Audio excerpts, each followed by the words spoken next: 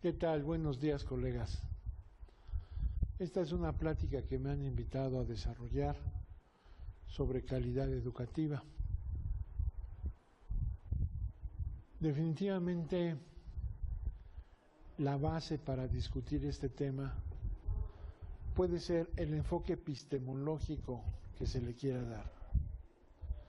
La epistemología tiene que ver con el desarrollo del conocimiento y la calidad recopila, opera, genera y evalúa grandes cantidades de conocimiento en beneficio de una organización.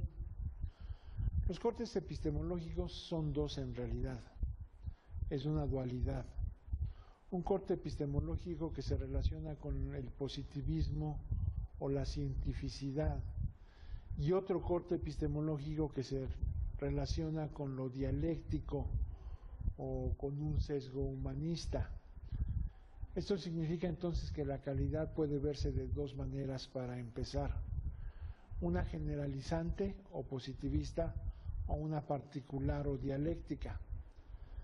Me interesa mucho tocar brevemente la parte positivista desde la concepción que tiene nuestro gobierno y la parte dialéctica con la concepción que usted podría generar particularmente para el aula, para su dirección escolar, para la zona que usted inspecciona, qué sé yo.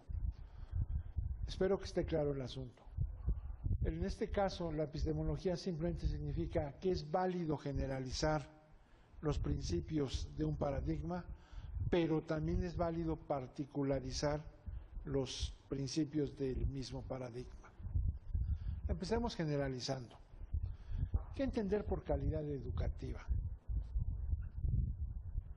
La calidad educativa se compone de dos términos: calidad y educación. La calidad como tal ha existido desde siempre. Siglos antes de Cristo podemos hablar de grandes civilizaciones o sociedades que desarrollaron calidad en sus tareas gubernamentales, ingenieriles, tecnológicas, guardando la distancia del tiempo, por supuesto. Todo esto significa que Egipto, China, Babilonia fueron grandes instituciones como naciones que fueron construidas con calidad o bajo el enfoque de la calidad.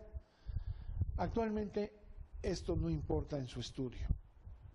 Pocas veces se ve este enfoque.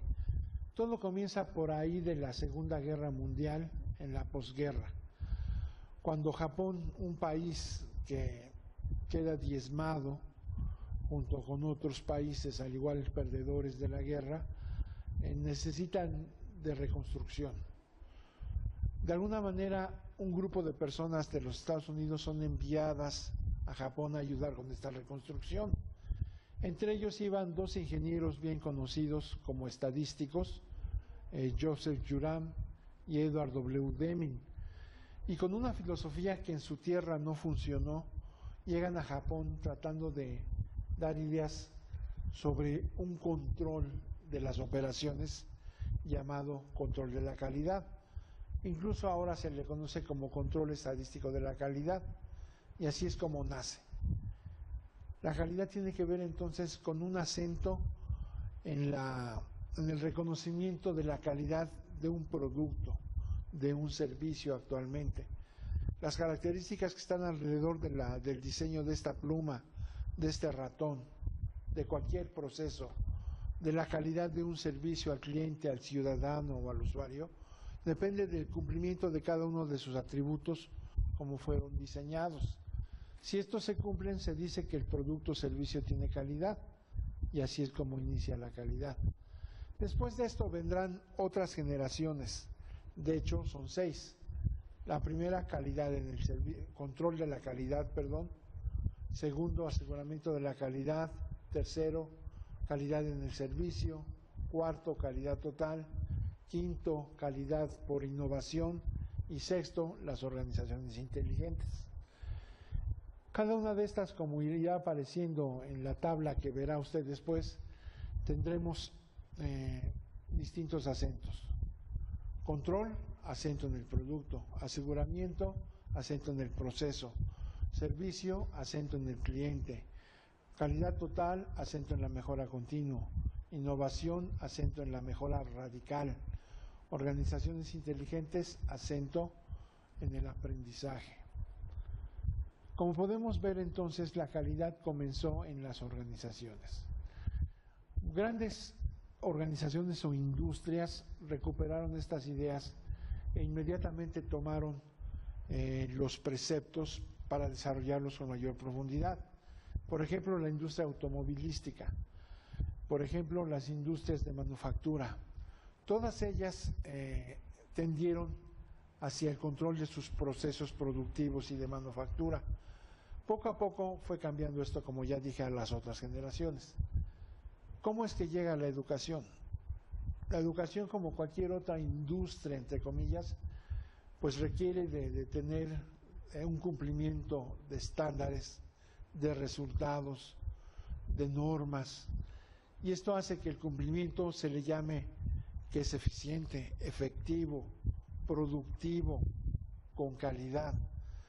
La falta de este cumplimiento pues se le llama ineficiente, no productivo, no efectivo o sin calidad. Y es entonces que también se habla de calidad en la industria educativa. Cuando digo industria es para ir cambiando poco a poco el lenguaje.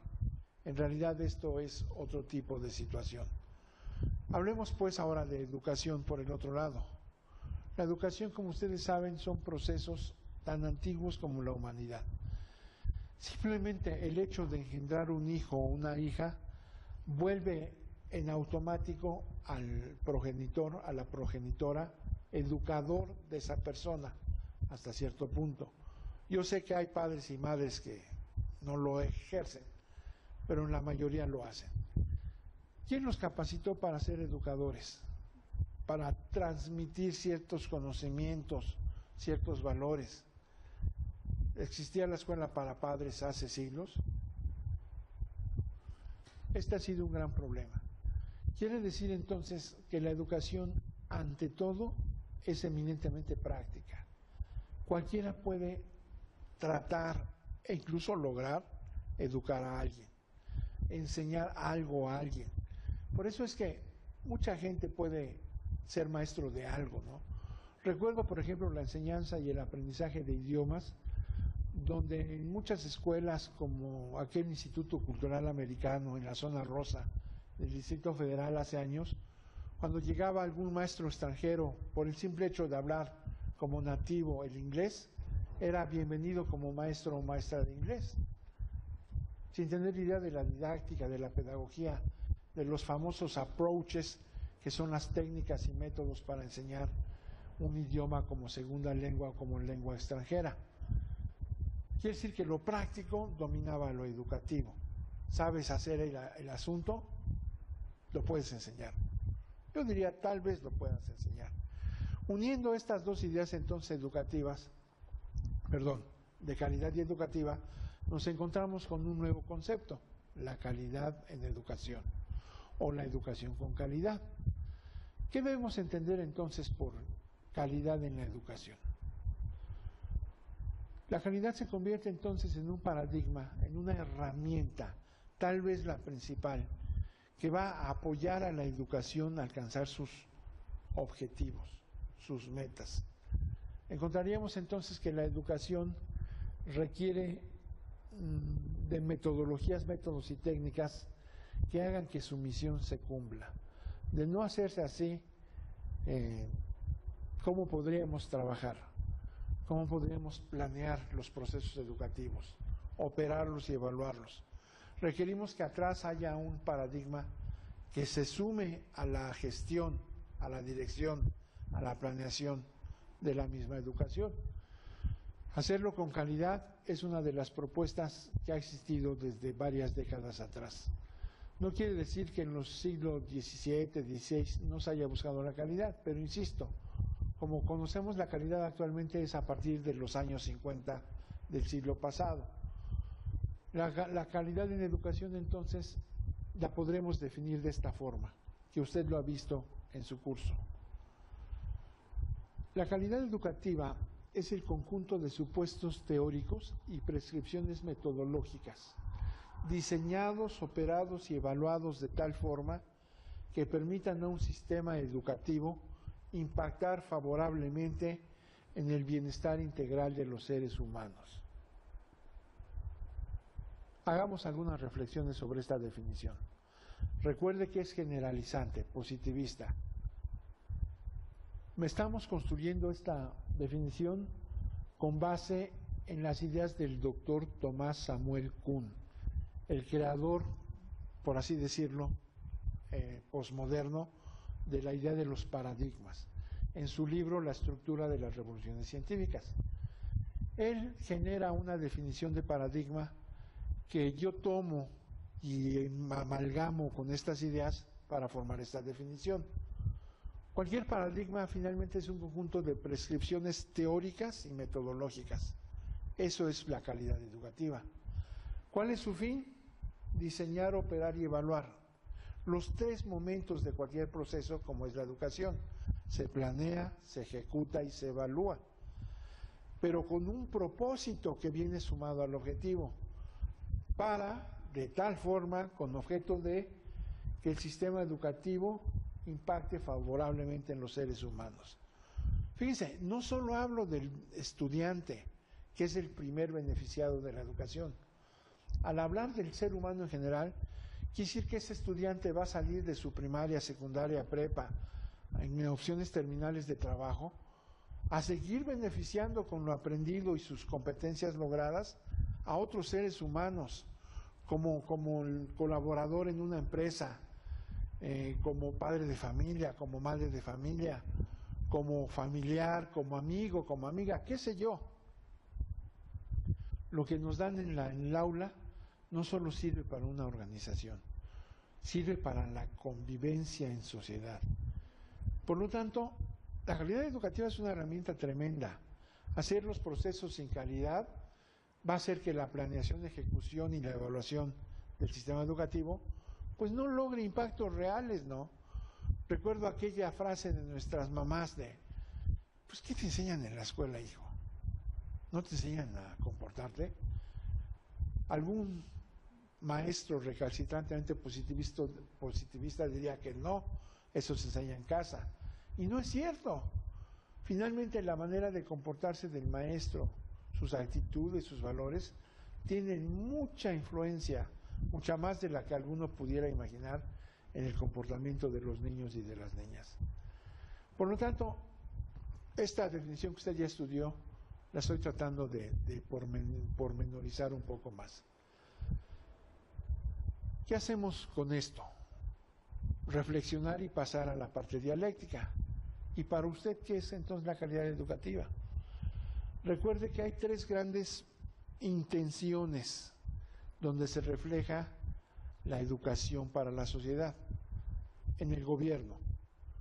Sociedades como aquellas antiguas grecolatinas, Grecia, Atenas, tenía su sistema educativo como la paideia. ¿Qué buscaba? Formar un ser humano integral, bueno para la parte disciplinaria, bueno para la parte científica, bueno para las bellas artes, integral. Está Esparta con su modelo educativo, el arete. ¿Qué buscaba?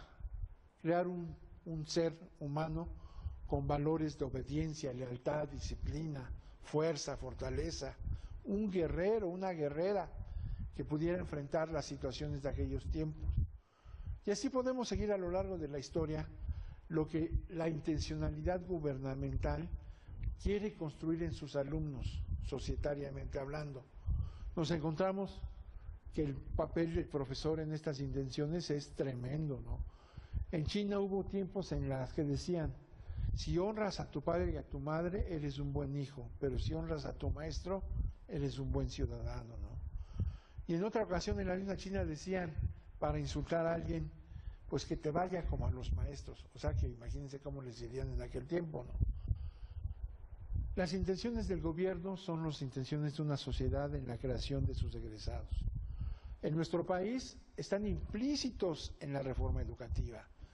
me empecé muy abajo. Más arriba están en la Constitución, en el tercero constitucional, en la ley de educación, por supuesto, y así vamos bajando poco a poco. Con estos asuntos nos encontramos entonces ante la posibilidad de crear una definición particular.